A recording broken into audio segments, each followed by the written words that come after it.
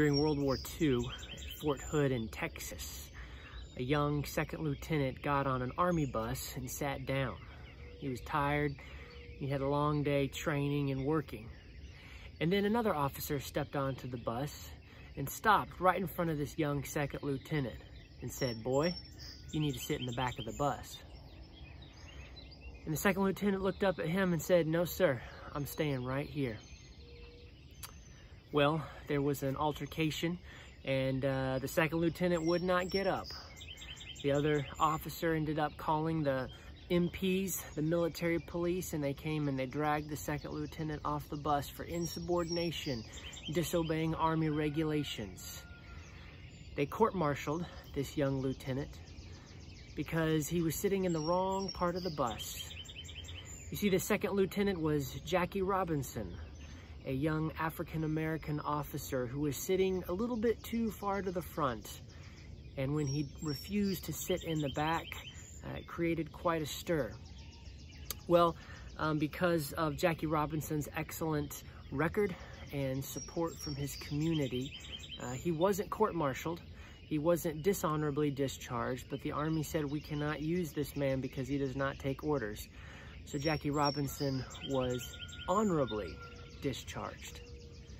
Now, many of us know Jackie Robinson. We've seen the movies. We know that he's the first African-American to step into the major leagues and break the segregation. Branch Rickey, the owner of the Brooklyn Dodgers, said he needed an athlete who was good enough on the field and good enough off the field to break the segregation. You see, if he picked a subpar athlete, it would just prove what all the racists said was true, that African Americans were inferior, they weren't good athletes. He needed someone who could hit and run and steal bases. But he also needed someone who wouldn't get into fights. He knew there would be lots of catcalls and lots of N-words and lots of oppression as they went through and played different towns and different players. In fact, some of the players on the Brooklyn Dodgers said they wouldn't play with Jackie Robinson. They would sit out. And the manager, Leo, he said, "Well, if you sit out, I'll trade you," because he's staying. And that really helped set the tone. It's amazing to look at the story and see the immense pressure that Jackie Robinson was under, not just to be a good baseball player, but to be a good person. But he won the crowds. And pretty soon, more African-American players were hired, and more athletes were given the opportunity to play. And it was based now on talent and not skin color.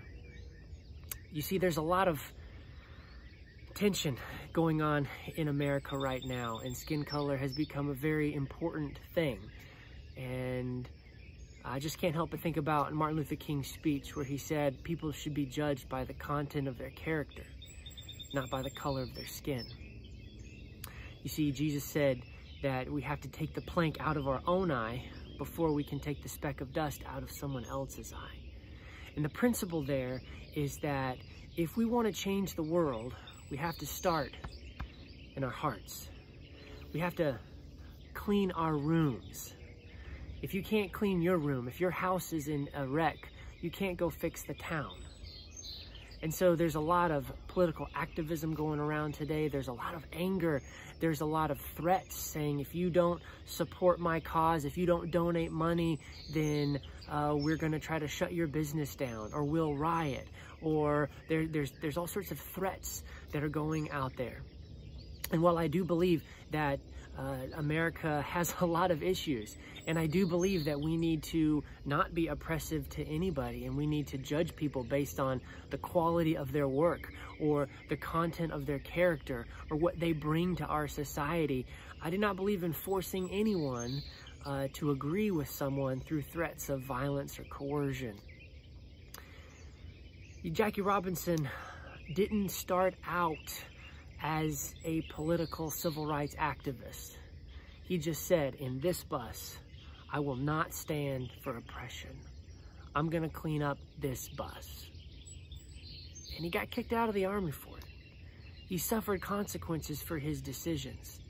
And every single one of us, when we take a stand and we say, in my house, there will be no oppression. In my heart, there will be no racism. In my heart, I will not force other people to do what I think is right.